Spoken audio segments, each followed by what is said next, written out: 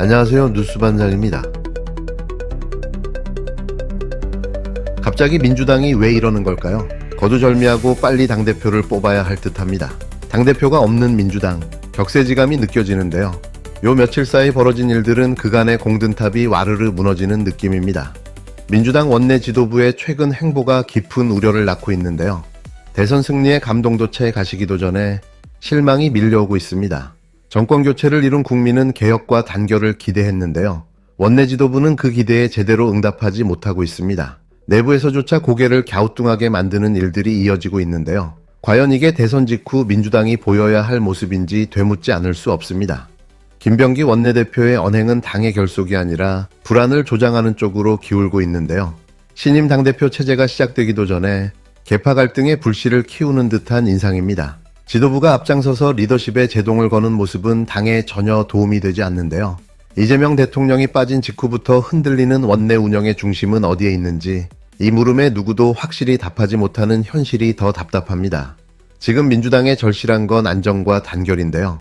신임 당대표의 조속한 선출이 이 혼란을 정리하는 분수령이 되어야 합니다. 그런데도 원내 지도부는 논란을 자초했는데요. 이번에는 최혜병 특검과 관련해 특검 수사에 제동을 거는 듯한 입장을 내면서 당 안팎의 비판이 거세지고 있습니다.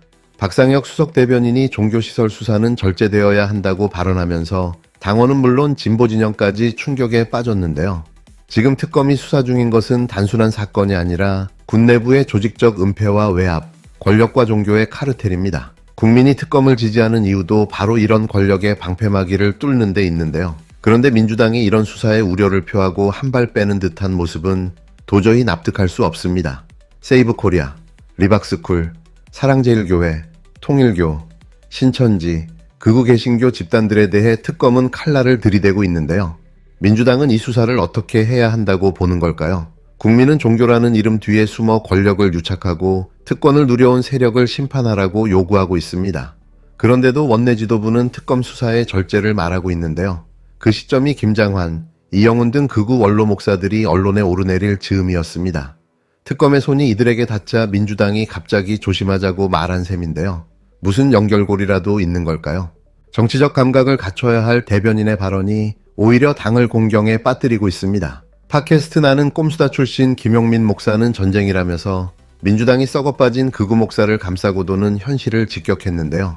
민주당이 진정 개혁을 말하는 정당이라면 지금 해야 할 일은 침묵도 유보도 아닌 철저한 진상 규명입니다. 국민은 김건희와 건진 법사, 그리고 극우 종교 세력 간의 연결고리를 밝히라고 명령하고 있는데요. 그런데 민주당이 왜 이쯤에서 절제를 말하는지, 누구를 위해 그러는지 묻지 않을 수 없습니다.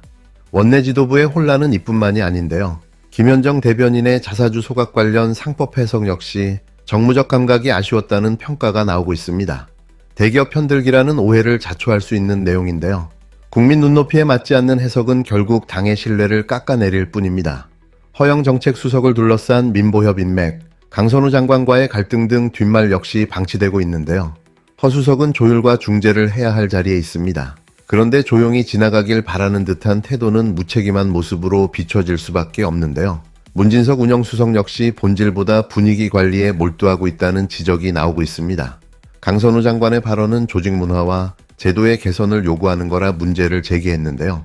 이게 과연 이 상황에 맞는 대응일까요?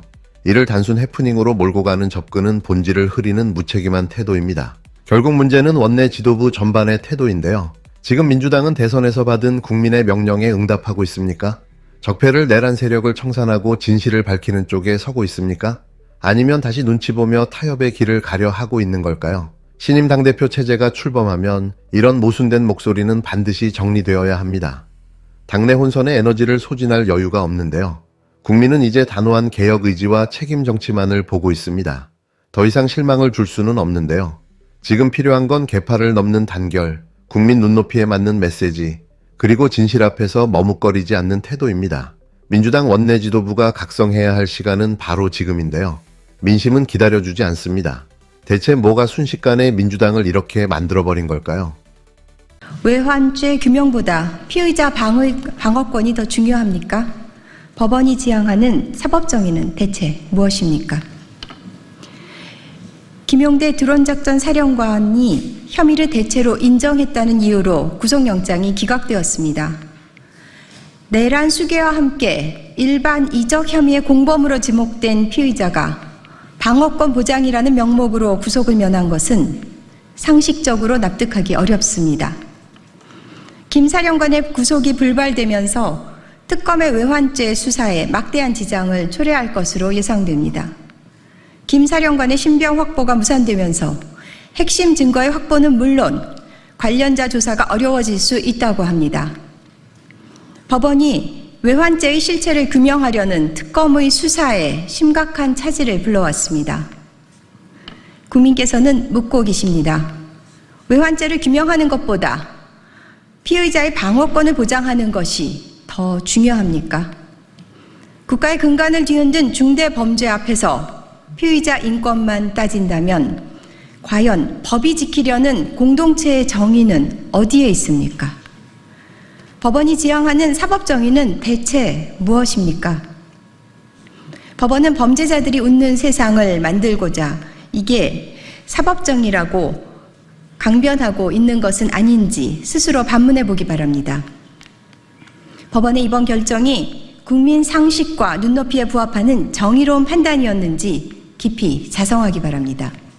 김용대 드론 사령관에 대한 구속영장이 기각됐습니다. 신병 확보에는 실패한 셈인데요. 그런데도 특검은 외환죄 수사에는 오히려 탄력이 붙었다는 입장입니다.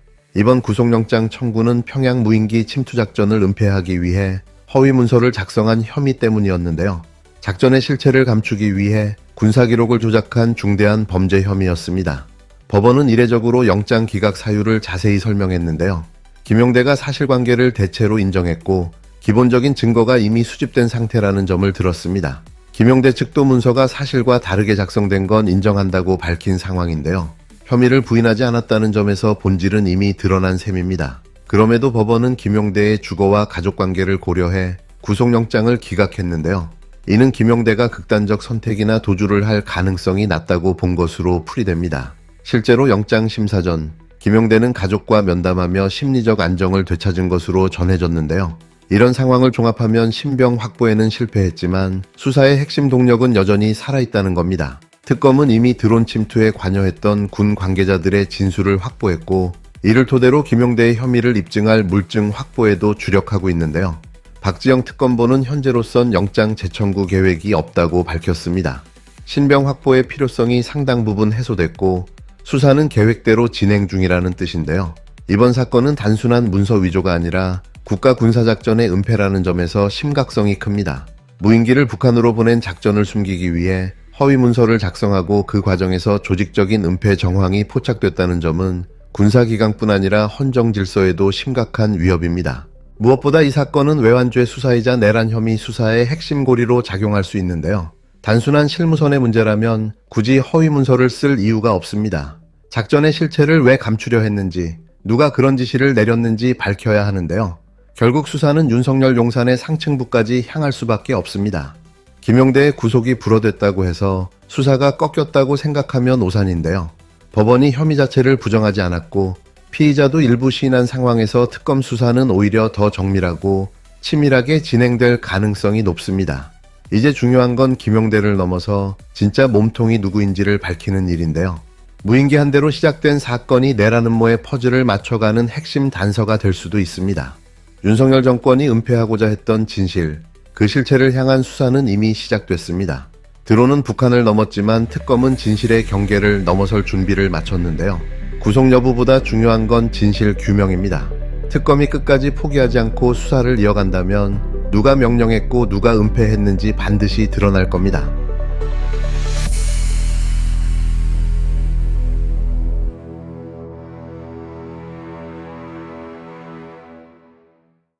네, 안녕하세요. 오늘 여러분과 함께 살펴볼 자료는요. 최근 정치권 현안 두 가지를 다루는 음성 파일입니다. 네. 첫째는 대선 승리 이후에 민주당 내부, 좀 혼란스럽다는 비판이고요. 둘째는 그 외환죄 또 내란 혐의, 이게 거론되는 드론 작전 사령관 특검 수사 상황입니다. 네, 오늘 자료가 상당히 좀 복잡한 내용들을 담고 있죠. 당내 정치 문제하고 또 국가 안보 이런 중대한 사안이 어떻게 얽혀 있는지 그리고 이 자료를 제공한 분이 어떤 시각으로 보는지 이걸 좀 중점적으로 봐야 할 것 같습니다. 네, 그럼 바로 한번 시작해보죠. 먼저 민주당 내부 상황부터 볼까요?